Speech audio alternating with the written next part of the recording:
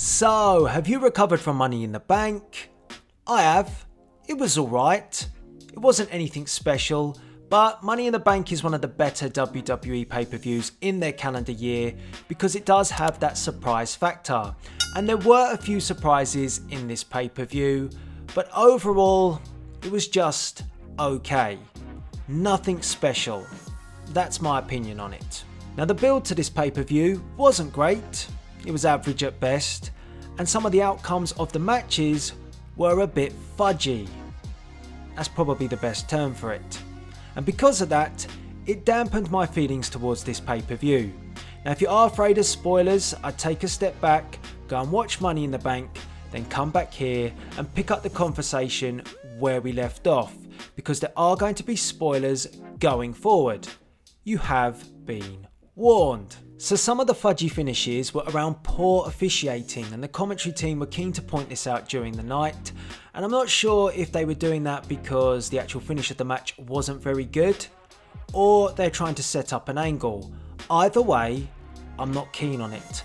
I'd much rather have a clean finish at a WWE pay-per-view. So I wasn't very keen on that, but we did get a few surprises. I'll give WWE that. One of which was in the main event, the men's Money in the Bank ladder match, where the Beast Incarnate Brock Lesnar became Mr. Money in the Bank. I know, I didn't expect it, I don't think many of you expected it, but it is now a fact. Lesnar carries the Money in the Bank briefcase and he can cash in on the WWE Champion or the Universal Champion whenever and wherever he wants. Now, is this a good thing? Was it the right decision? Well, it really depends on how you feel towards Brock Lesnar and his current contract with WWE, because we know he's a part-timer. Now, that didn't work out when he was WWE or Universal Champion because the fans expected him to be there week in, week out, which he was never going to do. But with Money in the Bank, it's slightly different. He doesn't have to be there every single week, and that only adds to the unpredictability of when the Beast is going to cash in.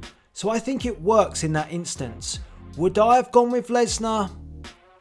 Probably not. I think this was an opportunity to elevate a future talent to that top tier, and it was an opportunity which was missed, and WWE desperately need to develop future superstars who are going to take the company forward. But I do understand why they didn't go there. At the moment, the ratings are dwindling, and Brock Lesnar brings that star power back to WWE. Whether you like him or not, it is just a fact. But I will say again, this was a good opportunity to elevate a future WWE talent, particularly with WWE not featuring any of their regular go-to guys in this match, most notably Roman Reigns. So with Roman Reigns not being around, I would have liked to have seen one of the superstars that was involved in this match actually win it. I would have gone with Drew McIntyre. Drew McIntyre has been on the cusp of the championship fold for quite some time, but WWE don't seem to want to pull the trigger. I would have pulled it at Money in the Bank. And if not, and they did want to do the scenario that they did with Brock Lesnar with a future talent, they could have done it with a scenario which I pitched in my previous video. And they could have done it with someone that is very hot at the moment. Of course, I'm talking about Bray Wyatt. And WWE played right into it on the night. They played into the scenario which I pitched. All you had to do was have the situation unfold with Sami Zayn. We're not entirely sure if it was Strowman or Lesnar that took out Sami Zayn. He just ended up being hung, suspended upside down backstage. But you could have done that, and it could have been Bray Wyatt. Then, when the matchup is unfolding, a superstar gets to the top of the ladder, doesn't matter who, the lights go out, and when the lights come back on, Bray Wyatt is at the top of the ladder, freaks out whoever's at the top of it, knocks them off, and takes down the briefcase. Then the lights go out, and we lead to the next night, Monday Night Raw, where Bray Wyatt has a new toy in the Firefly Funhouse, and that is of course the Money in the Bank briefcase. How awesome, how cool does that work out? Bray Wyatt then is the top heel, and he's the most unpredictable heel with the biggest bargaining chip in WWE, the Money in the Bank briefcase. Now he could have also done it with Bray Wyatt simply appearing at the top of the ladder when all the other superstars are laid out, the lights come back on, and he's already got the briefcase in hand.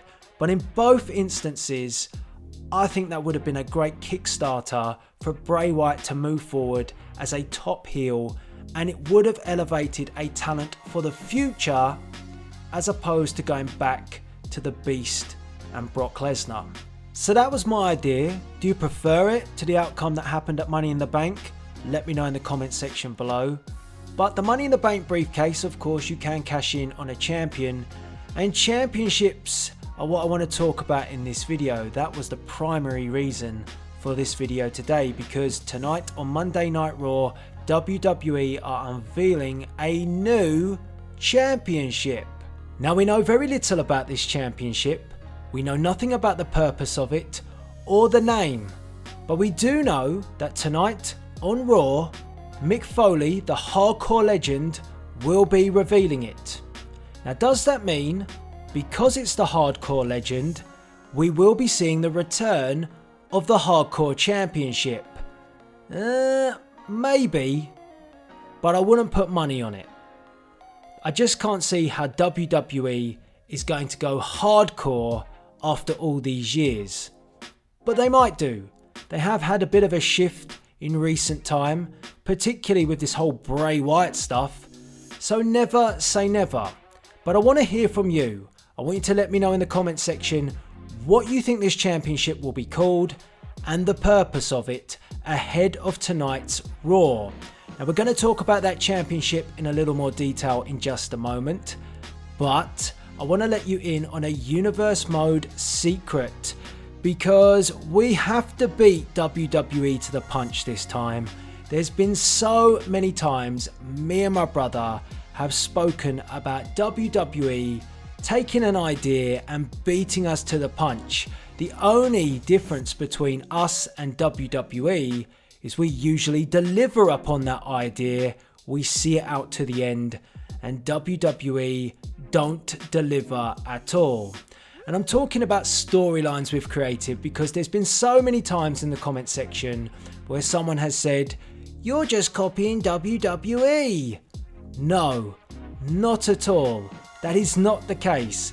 We come up with these ideas, and it just so happens WWE do something similar. We carry out its course, it usually ends up being pretty good. They carry out its course, sorry to say, it ends up being pretty bad. And the same instance has happened this time, but we are beating WWE to the punch because we have been working on a new championship. We've been working on this for 2 months now, and it was going to be revealed after WrestleMania. So we didn't want this to happen again. So me and my brother talked about it, and we said it was best off to mention it in this video, get it out in the open. But the championship is ready. It looks amazing. We can't wait to reveal it after WrestleMania. It's always been our intention, and I don't expect after WWE to reveal this championship, and let's just say it does have the same name, those comments to appear saying, "You just copied WWE." No. Not that again. So anyway, I digress. We've told you now a bit of a secret for this video. The championship is lit. It really is. Let's get back to talking about WWE's championship that they're going to reveal tonight. So what could it be? Could it be a hardcore championship? I'm thinking that's unlikely, but it might be. Like I said, they have changed up quite a bit recently, and if they were to do that, that would follow suit with this unpredictable nature of the WWE. But hardcore, I'm just not so sure. It could be a television championship. Now in the past we've seen television championships and they've usually had a time limit associated with them, and there's quite a lot of talk about time limits and matches at the moment with AEW. So again, could WWE trying to one-up AEW once again by beating them to the punch by introducing a championship title which has a time limit against it? Maybe. Again, that sounds quite feasible, and it doesn't seem such an extreme step as a Hardcore Championship. How that ties in with Mick Foley, no idea. The only other idea that I had was a Wildcard Championship, because Vince McMahon is all over this wildcard stuff at the moment. I'm not a big fan of it. The rules that were applied around it seem to have disappeared because more and more superstars are jumping brands. It's making a mockery of the brand split, but a Wildcard Championship would have made a very interesting concept, even more so if we hadn't have had the introduction of the wild card rule. Because like I said, we've got superstars jumping left, right and centre. It makes a mess of things. However, if you just had a championship that if a superstar won it, they could go to both brands and be wherever they wanted, I think that's very interesting, because you'd have your two brands, Raw and SmackDown, your rosters. None of the superstars can jump brands, including the champions, but this one superstar can go wherever they want. And the reason why is because they hold the Wildcard Championship. And let's just say the Wildcard Champion challenges, I don't know, the Intercontinental Champion on SmackDown. He wins that championship. He can then take the Intercontinental Championship to either brand and defend it where he wants. Why? Because he also holds the Wildcard Championship. Now, for the freedom of being Wildcard Champion, there could be rules about how he gets challenged, or she, for the Wildcard Championship. It might be a case that they have to defend the Wildcard Championship in a specific match type, or it might just be a way that challenges are set up to face the Wildcard Champion at different times. I'm not sure, you could build your own rules around it, but I do think it's a very interesting concept to have, only if the Wildcard Champion can go where they want, when they want. Nobody else. That is the luxury that you have being the Wildcard Champion. I actually dig this as a concept, but I don't dig it when other superstars have the luxury to do it and they haven't earned the right. And that's what's happening at the moment in WWE.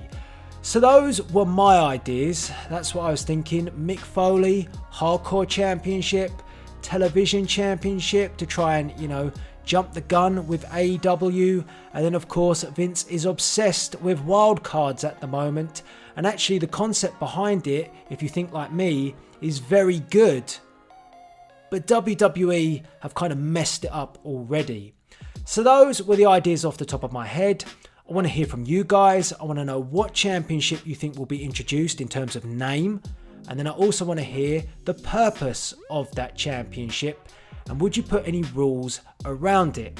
Now, do I honestly think that it's the right move for WWE to introduce a new championship at this point in time? No. It's ridiculous. They don't even value the current championships that they've got now. Half of them weren't defended at Money in the Bank, and the championships that they've got, in my opinion, they lack prestige. And that's not because of the person that has the championship. It's nothing against the superstars. It's just the way WWE portrays and carries their championships. The top tier get a bit of a better treatment, not that much, but the tag team championships, they're devalued massively. Daniel Bryan said he wanted to make the tag team championships great again. Now he is SmackDown tag team champion. Well, that's going well. He was on the kickoff at Money in the Bank last night. Go figure. What's happened to the Women's Tag Team Championship. I mean, I thought it was a bad idea to introduce these anyway because of the fact that WWE doesn't care about its tag team division. It wasn't the fact that I didn't think the women earned the right to have tag team titles, it was just the way WWE would manage it.